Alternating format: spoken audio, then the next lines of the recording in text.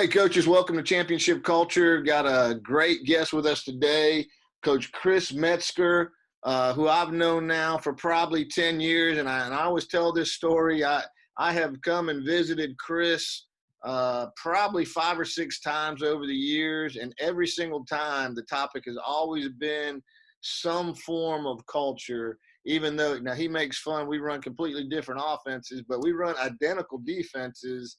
And we've never talked X's and O's once. It's always about some type of culture, because I believe Chris has been a real trailblazer in the realm of culture in the state of North Carolina. He came from Florida, but Chris, I've watched your YouTube. Someone used to put the YouTube videos up of you addressing your team on I think it was your boot camp that you were doing. And it was always, I tell people, you are what PJ Fleck wants to be when he grows up, because you are a tremendous motivator, a great FCA coach, and excited to talk to you and run you through these 5 questions today. So thank you so much for being on the program with us. And I'm going to start out with, and this thing was harder. I did this myself. I answered these questions myself the other day, and they were a little bit hard to kind of tie down. But the first one is, give a 1-minute elevator introduction of yourself. Well, the first and foremost is I'm the most blessed man on earth to do something I love. My daughter, it's 22, gave me this plaque when she was in the 3rd grade. If you do what you love, you've never worked a day in your life. And as I go into my 29th year of ministry and education, I just feel more blessed than ever, because amidst all the challenging times in our country, football and really Pinecrest High School community in football is kind of the center point from a standpoint of black, white, purple, big, small, whatever. So when we come back, our football family really will galvanize our community amidst everything going on. And just, Joe, I appreciate the introduction, but just blessed to have had the opportunity to meet people like yourself and just share, steal, whatever you want to call it, ideas to help young men become champions in the game of life. Because at the end of the day, that's what it's about. It's about creating champions in the game of life. And it really comes down to 4 kind of the wheels on the bus, the 4 pillars. And for us, it's love one another. It's love, effort, focus, trust. They got to trust the process. They got to trust the things we ask them to do. Effort is something that they're completely in charge of. And having laser focus. We're blessed to be around Fort Bragg and constantly, like you, asking questions of people that are elite 1% kind of people. And just getting our guys to have that laser focus. And it might be 4th and goal, but more importantly, have laser focus in life. So just blessed to, have a great athletic director and just great community support and a bunch of coaches, a lot of which played here in the early years that have seen the program grow. And really, it's just an honor and a blessing to be here with you today. That was about 55 seconds. That was perfect, man. That was perfect. And I tell you, I've got a young staff this year, and we've got a bunch of guys who played for Hopton, and I tell you what, it does make a difference having those guys. It means more to them. All right, question number 2 is, what is your working definition of culture? How do you define culture? It's what you're all about in good times and bad. It's what the people in your program will say. What is your program all about? And at the end of the day, you don't have to talk about it. I met with our basketball coach, Ben Snyder, phenomenal brother in Christ. I call him the Christian Bobby Knight, nothing against Coach Knight. But at the end of the day, you don't have to talk about it. You got to be about it. It's the actions, words, and people that are in your program. And everybody's got a team. We like to say we have a program, and we don't mean that in a cocky way, but a program encompasses everything. Aunts, uncles, relatives, everybody that touches it. So, the culture really comes down to that. It's what you're about. And, you can hang your hat on champions in a game of life. You can hang your hat on the 4 pillars. And really, you can see a culture in good times and bad. Everybody's got a great culture when things are great, but how is your culture when things aren't great? I was blessed you're a big podcast guy. I listened to John Gordon this morning and talking about the true grit is shown when things are tough. So that's what it comes down to for us. Because if you look at Webster's definition of culture, I mean, it's really comes scientifically, and we all use a little bit of science in what we do, but for us, that's what it comes down to. That's awesome. Number 3, and this is the big one. So number 3, what are the 3 best things you do to build culture in your program? One of the first things that we do is we do a circle of affirmation. And when you get in that circle, we do it a ton of different ways. We'll take the seniors and put them on the inside, and then everybody else on the outside. And it takes a little bit. You got to be patient, and that's something that's tough because we all have some form of ADD, and we want to be up tempo and get going and get productive. But at the end of the day, when those young men look each other in the eyes and tell them and affirm them, thank you. It might be thank you. Thank you for giving me rides. It might be thank you for always modeling the 4 pillars. It may be thank you when my mom died and coach said, let's pray for so-and-so that you came up and asked me if I was okay. And during the course of that, that's when young men become men, because they learn the value of looking somebody in the eyes, having a firm handshake, and sharing. Because so many times, Coach, we're misled. And the more research we've done at Fort Bragg with the highest level 1%ers, it comes down to love. It comes down to attention to detail and social things.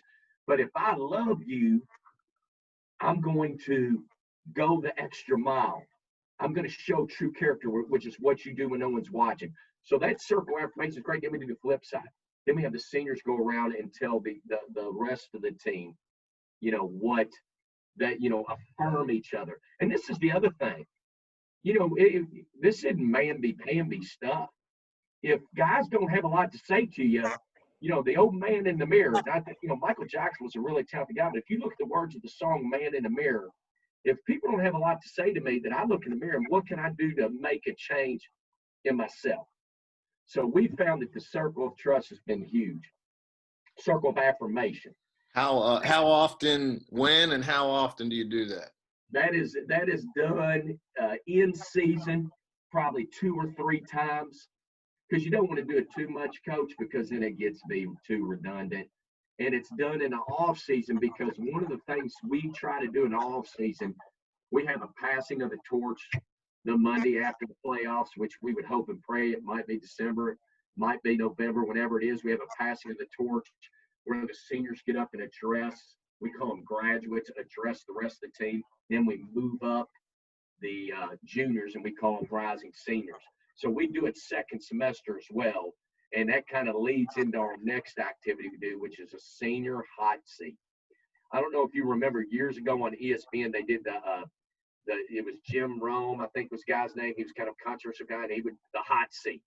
Well, we kind of took a play off that, but it's the senior hot seat. And our rising seniors, we do it different days. We'll get up and they'll tell their life story. Where they were born, where they've been, talk about their sibling, talk about their parents, talk about the biggest adversity they faced in their life, talk about some of their joy moments. And then they'll talk about the program. And, it's tough for kids today between Twitter and everything else. They don't have to do a lot of communication. And so they get up there and they got to communicate. And, we ask them, you got to speak loud. We kind of preface it ahead of time. Something's popped up on my computer. Well, then when they're done speaking, the rest of the team can ask them a question. They can ask them questions. And during that time, you learn a lot of things. We had a cornerback that was a full scholarship guy that almost quit after sophomore year. He started varsity because his grandma died and he just thought things were tough. And during the course of the circle of affirmation, he realized how special he was to his teammates, not because of his ability, but because of his character and the way he loved them. And he talked about that during the senior hot seat. Well, nobody would have known that had we not done that. And we feel like that serves 3 things. A, kids get to know each other. B, it gets the seniors to understand that it's their program. We're the train conductors. We're the train conductors. If we have to lead every little thing, then we're not creating leaders. We're really not creating champions in a game of life. And the third aspect, they learn to get up in front of people and share. You know what I mean? And that's really big. And that ties right into our servant leadership. We have a one-word theme every year, and our theme was serve, last year. But servant leadership is going to last a lifetime. That's the greatest form of servant leadership. So it kind of puts pressure on them to understand whether they're a starter, a guy that's traveling to be second string, third string, they're a leader. Because sometimes we think that you can only create leaders and you only have good culture if your leaders are your best players. But we feel differently. We try to let everybody know their value. So that's the second thing, the senior hot seat. And we found a lot of value in that and getting the guys to know each other. Because coach, and we'll talk about this later, if they run up the hill change and all we do is lift, run, do some drills, compete, and they're not getting closer, they might be getting better physically. But you and I both know that the mental aspect, that team building, the love, effort, focus, trust, and just bonding together is big. And then the last thing, and I had to really pray on this and think about it. We started this several years ago. We've been competing for years. You know what I mean? They get competition teams second semester. We're blessed to have large numbers. So Monday, Wednesday, Friday, half of them lift, half of them run, and fourth block, we flop them. Well, Tuesday, Thursdays, they compete. And there's several things that by doing competition teams, by picking teams, it's getting kids to show leadership. You know what I mean? Because they got to pick teams. And when you start doing that, whether you're playing kickball, tug of war, whatever, kids aren't used to doing that because we are so blessed in our country. Everything's so organized. Well, they never had to go in the front yard and pick teams. And, if you're the last guy picked, once again, you look in the mirror. We're not trying everybody's value, but it kind of makes you to do some self-reflection. So they pick their teams. Well, it would be easy to just go out there and compete. When we spend time, okay, let's get to know each other in the team. Okay, so they go around, talk amongst each other, tell their stories in the team. Okay, then they pick a name. And this is all done, and it's not in a hurry. And sometimes we can look at the watch, but if they're being productive, let them roll. Let them roll. Okay, let the seniors lead. And that's every senior. There's 12 teams, might be like this year, we're going to have 42 seniors. Okay, so you got several leaders on the team, and there's guys that, quite honestly, they know they're probably not going to play much, but boy, they add value. They're getting to know. They can have leadership, whether it's giving rides, whether it's encouraging, checking grades. They pick their name, then they have to come up with a mission statement, and we videotape it. And that's been real powerful because it's not, a redundant thing. Why did you pick that name? And give us just a short 3 to 4 sentence statement. And within that statement, they talk about the short term and midterm and long term goals for the season, for the program, for the workouts. So we found that to be meaningful. And then when you go out and compete, we've all got clipboards. They've got 6 stations, and we're looking for the perfect patriot each day. So Joe Salas is an overachiever, an overbeliever. You check every box on Joe. Well, it's probably going to be tough for Joe to be the perfect patriot because each coach at that station is looking for a guy that goes above and beyond. He's competing. He's encouraging. He's hustling. He's buying into the breakdown before they go station to station. He doesn't enjoy not being successful, but he's a learner, not a loser. I mean, there's all these little buzzwords, John Gordon, Brian Cott, all those little buzzwords, but we use them. We're not just throwing it out there.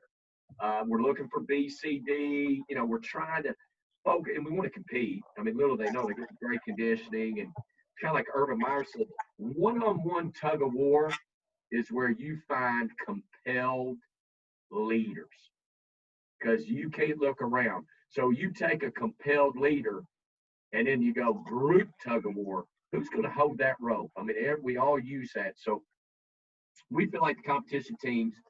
And last but not least, we come up with a system for GPA, and we had an assistant coach come up with integrity sheets. The kids had to fill them out. Now, I got a little messed up with the COVID, but that's okay. They had to fill them out. And Joe Souse is a stud. You can check every box, but he didn't find value in turning in that integrity sheet. Well, the team leader has to report the points to the coach, and then he's got to go to Joe. So it's the guys, Joe, come on, man. It's not a coach saying that. That's on you. Because one of the things we found about leadership at the highest level, those 1%ers in the military, it's a pyramid. And that's oh God, the whole world's a pyramid. You know what I mean? Think about it. There's the leader, and then it goes down. So if you really want to have that strong foundation and you really want to have a strong program, you got to create those leaders. And it's not what Coach Metzger says. They may sound like you. That's a good thing. You know, if you leave the room and one of your players comes up to address the team, he's going to present it differently. But at the end of the day, between you as the head coach, between your assistants, between your players, is the message the same, the values of the message, not the presentation. And we really feel like by doing the competition the way we do, it creates that. And it's, you and I both know, there's got to be buy-in. You know, there's got to be buy-in involved in it. And the kids can see if somebody's not bought in. And, we're not quite in the world like Coach Meyer, but Coach Meyer talked quite honestly between players and staff, and anybody that touched players, if they weren't bought in, they got to go. You know, you got to try to transform them, get them to conform and all that. But at the end of the day, if somebody's going to be cynical, whether it's a player or coach, you got to love them up. You got to encourage. We're not talking about having a bad moment. We're talking about having bad days all the time. And we really feel like that competition team shows that. And it forces the kids to run the show. It's kind of like when they do dynamic warm-up, we're not leading it. They're leading it. And we give the example, and I hope nobody's offended. If Coach Brown, Coach Sweeney, Coach Dorn, Coach Cutcliffe, Coach Clark, if Coach Houston walked up and watched this dynamic warm-up, what would they think? And we're constantly trying to put that carrot in front of the kids, and they're all welcome to come anytime and visit. Some of them have at different times, but anyways. So that's kind of the three top things we do. Within those three things, Coach, things come from it. From the circle affirmation, you talk about the 7 C's to successful programs and stuff. You get that connection, you get that communication, you get those little things. Within the senior hot seat, you learn you got to be firm and fair, but this is something that back in 1992 when we started with Lakers, you got to know the story of kids before you coach them. So little do they know we're making notes. And so we kind of know, okay, he's been through a lot. No wonder he's been a little bit not quite as enthusiastic. Well, he's going through a lot. He's got to get his brother and sister ready for school in the morning before he comes to morning workouts. So we feel like it all kind of works together. That is fantastic. I got questions. How big typically are your competition groups? How many kids in each group? Well, we don't have a rising freshman yet. So this year we had 12 groups of like 10 to 12. I mean, it was really large. And I tell you what, we're very blessed from a number standpoint. And some people, and it's hard. Some people use the C word cut, which I think is un-American. Not that, people cut themselves and eliminate themselves. The coaches don't ever throw a young man off a team, and it takes a lot. Their actions did it. We don't, that can be twisted a lot of different ways. But this year we've got right now, if we reported, we'd be at 191. That's counting freshmen through varsity. So typically this year the teams were like 10 to 12 teams of 10 to 12. And then you start this thing in the winter. Does it carry all the way through the summer? Yes, sir. Now, when we get in the summer, it becomes more of an attendance thing, and it becomes more of that. But it's a competition thing, and quite honestly, and we probably could have gotten creative. Like this year, the winning team was gonna pick, and we're gonna figure out how to get that. But I got to pick the uniform combination for the games this year because the kids have done a great job fundraising uniforms. If it's up to me, we'd still be wearing tearaway jerseys, gold helmets, nothing on them. But we're very blessed, and the kids got different uniforms. And so we try to put a carrot in front of them to get them to go above and beyond. And the winning team, when we left, was just a bunch of guys that were just doing the little things. Probably not the most talented team, but really those leaders really bought into making sure the guys at the bottom were valued. And quite honestly, they probably weren't guys going to Harvard, you know what I mean? But they kind of got them to elevate, to understand, getting your integrity sheet in, getting your grade sheet in, just doing the little things in the classroom would benefit. What's on the integrity sheet? And I could run and get one. Integrity sheet is just for the teachers to sign how they've done on a daily basis. So they're checking in, and the integrity sheet comes down to this. We're not checking it, your team leader's checking it. Are you fudging it? Did you get those teacher initials? Did did the teacher say each day you came prepared? Did the teacher say each day you had a positive attitude? So the buy-in here by our faculty is really huge because it's a pretty high academic school. So it was really, the teachers really did a great job with that. Awesome. That whole thing was fantastic, Coach. That was much more nuts and bolts than some guys have done, and that you just helped a lot of people. I bet a lot of people are going to steal that stuff. We got it from East Tennessee State University, Carl Torbush, but not FCA legend, Michael Cade. They started East Tennessee State University, and one of their former GAs worked with us and brought that to us. So we were doing competition, but we kind of, through his ideas, we took it to the next level. Yeah, that's awesome. Hal was big on that. Hal was always a competition guy in the off season. All right, question 4. It is a big one, $1 million question. What do you know now that you wish you knew when you first got started? X's and O's are important. X's and O's are important. Doing that, the in between the white lines is critical. Don't ever think that for a second that I'm saying it's not. But as I look back at 95 to 01 at Poolsville, I look back at Laley, where, I got saved in 01. So I used to not coach for an audience of one. I got saved when my 18-year-old, she was almost lost. She almost was aborted because of health issues. Love in the players, encouragement. Got to work their tails off. Spending time on culture, spending time on team building, bringing in guest speakers. I look back and it was, we got to lift more. We got to run more. We got to practice more. We got to do this more. We can't waste time on that. I'm convinced that why is John Gordon, John Maxwell, Brian Kite, and Kevin Elko, all brothers in Christ, why does their bank account look like it does? Because every organization, from the highest level tip of the spear to Southwest Airline to Clemson, culture. You got to love them. You got to encourage them. So I would say and I just jotted this down, more love, effort, focus, trust, more focus on champs in the game of life.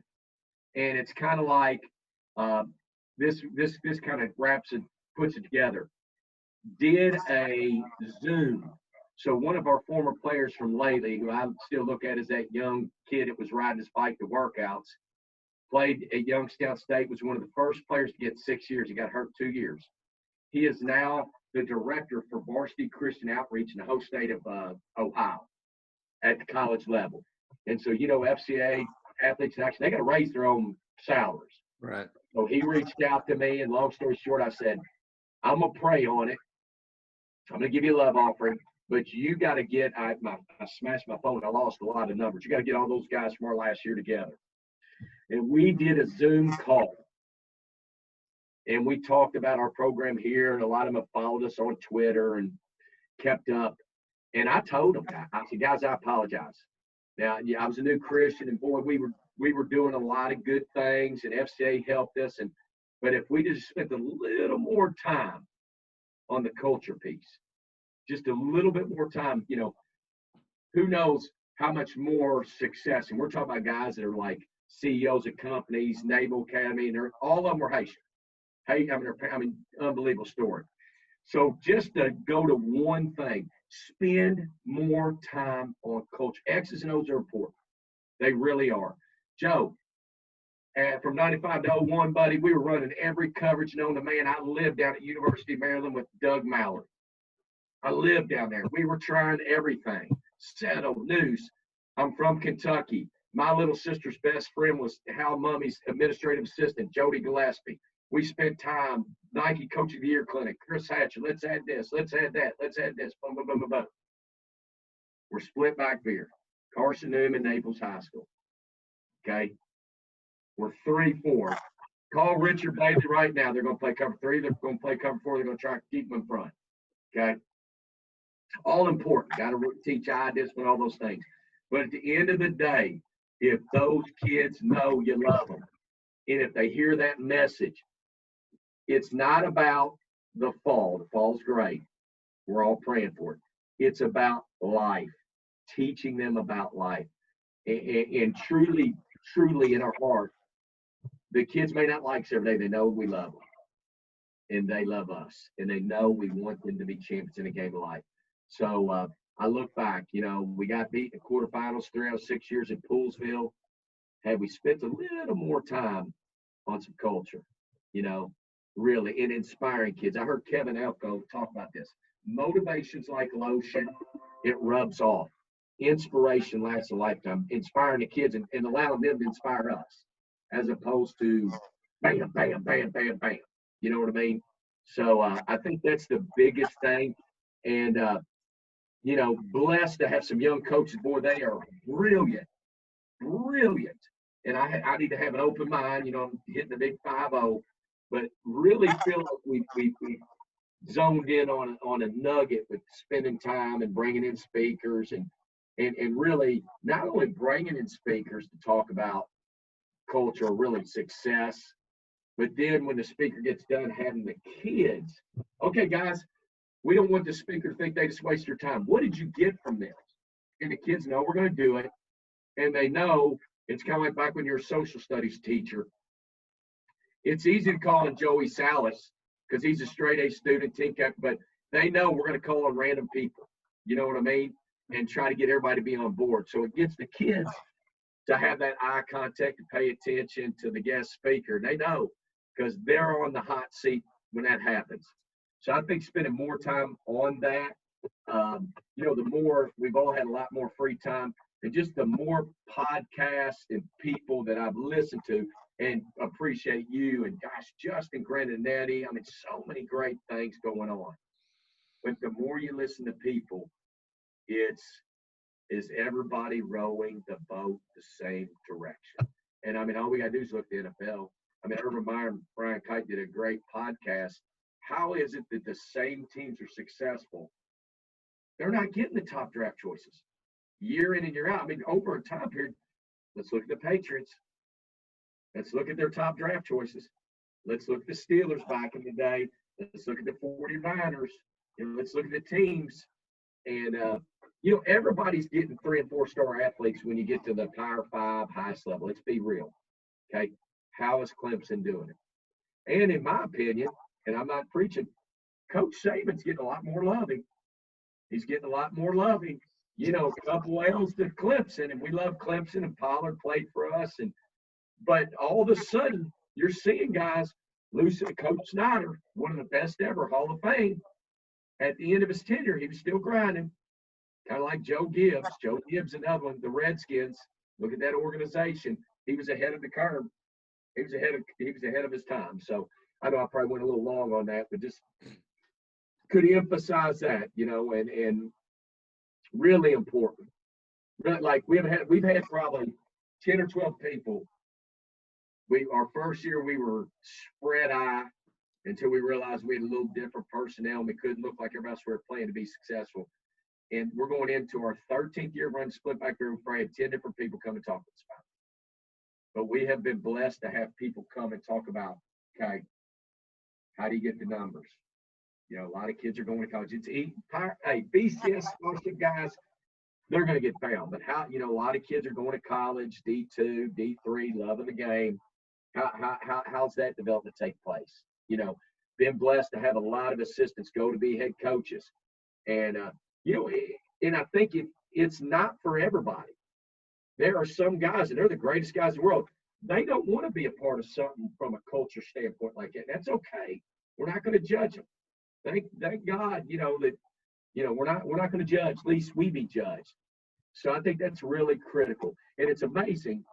I was a young, dumb head coach at Poolsville with a great staff of guys that will probably be Hall of Fame coaches back in Maryland. And when we get together, we talk about that.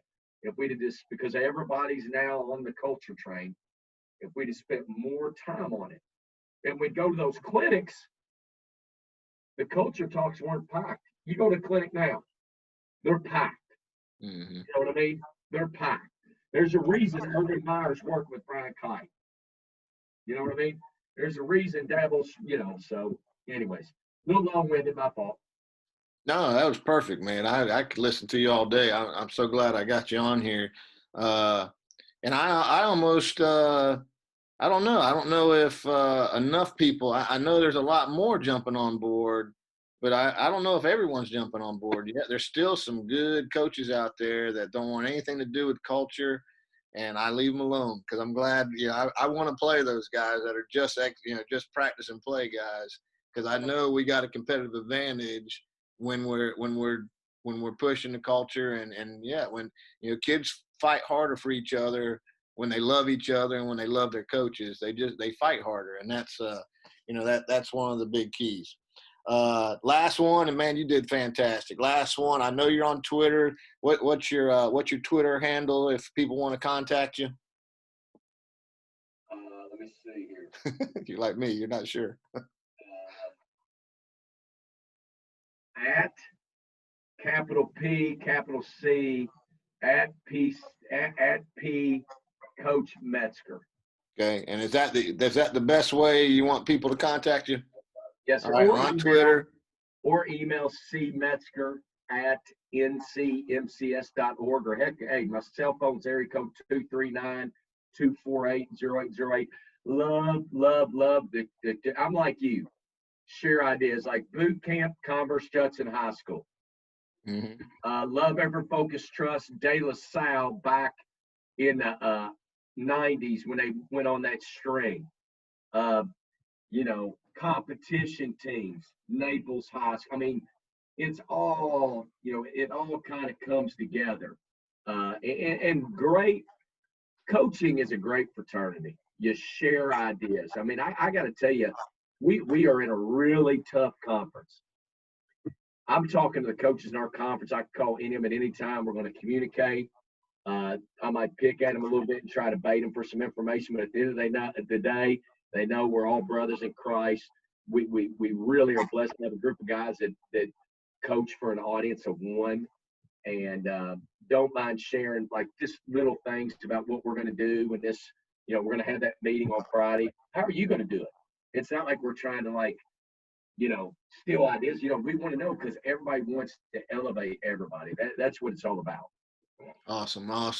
And the last one was anything to promote. You do a great FCA clinic, a free clinic every year. You've been doing it ever since you've been in North Carolina, and it's always a high level clinic.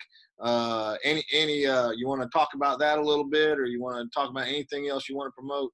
Sure. Well, we're really blessed. We believe in the power of servant leadership, and while we're serving others, we're getting served. A free clinic every year.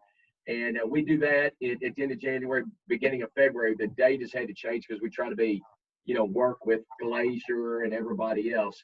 So that clinic is really a great thing. We usually have a big air raid tournament, which unfortunately is canceled this summer, and it's free. And we just love, like last year, we've had teams. Some years would shoot that. The one year we had the scrimmage. 4 of the 6 teams were in the state championship, including y'all at South Johnson. So we just love serving people. We're blessed to have a great facility. We love having them here. Those are the two other things. And just really, we just love promoting the ministry of high school football. Blessed that I try to play high school football, basketball, baseball, yada, yada, yada, compete, different time. But there's, in our country, you can ask our basketball coach. You look at the years that you look at any high school when the football team's having success in the fall, there's less violence, there's less problems at school. It kind of falls into place. And I just look like, you can look at the years that we've been blessed, and it just snowballs. And just really honored to serve this community. If there's ever anything we can do for you, and I'm an open book. I kidded. I won't say his name. But we had a coach in our conference, and I was asking myself, I said, come on down, watch us practice. I mean, it's fine. I mean, hey, you know what we're going to do. Maybe you may see some things that we should do different, like as far as the way we practice. I don't mind. But we're an open book. We really are. Well, you're one better than me, because that's the only time I've ever said no is a guy in my conference wanted to come watch us practice in the playoffs. And I was just afraid that he was going to pick up terminology. I didn't mind him watching it. I told him if he could stay on the other side of the fence, I'd let him watch. But I was just afraid he would hear, because we use so much terminology just out loud that I punked out. That's the only time I've ever punked out about letting someone come and watch. Chris, man, fantastic. I appreciate you so much. I appreciate, I got two things. The clinic you put on every year. That's, I know you guys personally get a lot out of it, but you help a lot of people in the state by doing that clinic every year. And that shows, you putting your money where your mouth is as far as being a servant leader. And then I always, I'm going to brag on you one time and then we're going to be done. And I've actually come and visited with you on this one topic before, but your kids, and I know, look, you're in a good area. You got a good mix of kids, good mix of talent, and there's money in the community and all that. But your kids, it always jumps out at me whenever your kids, well, me and you will be talking and one of your kids come up, they always shake hands and look you in the eye and introduce themselves to you. And that has always been, in my book, a reflection on you. And I know the community's good, but that's something you're doing with those kids. And like I said, I just felt like you've been a trailblazer. You were building culture. You were way ahead of the curve on building culture and loving kids and teaching them for beyond football. And I appreciate what you do. You've always been such a good FCA, good Christian guy. And I appreciate everything you do. And I appreciate you being on this little show with me today. Brother, thank you so much. Just blessed to serve a God that is so great. Just appreciate you. And, if you ever need anything, let me know. And this was really an honor. I was fired up. I was a little nervous, but I appreciate it. If we got one listener, if it touches, it's kind of like going to clinic. If one person gets anything from it, it's a blessing. So if you got something, we're good. And we got to hang out. Well, I got a lot, so you did good. And I appreciate you, Coach. Thanks for doing this. Be blessed, brother.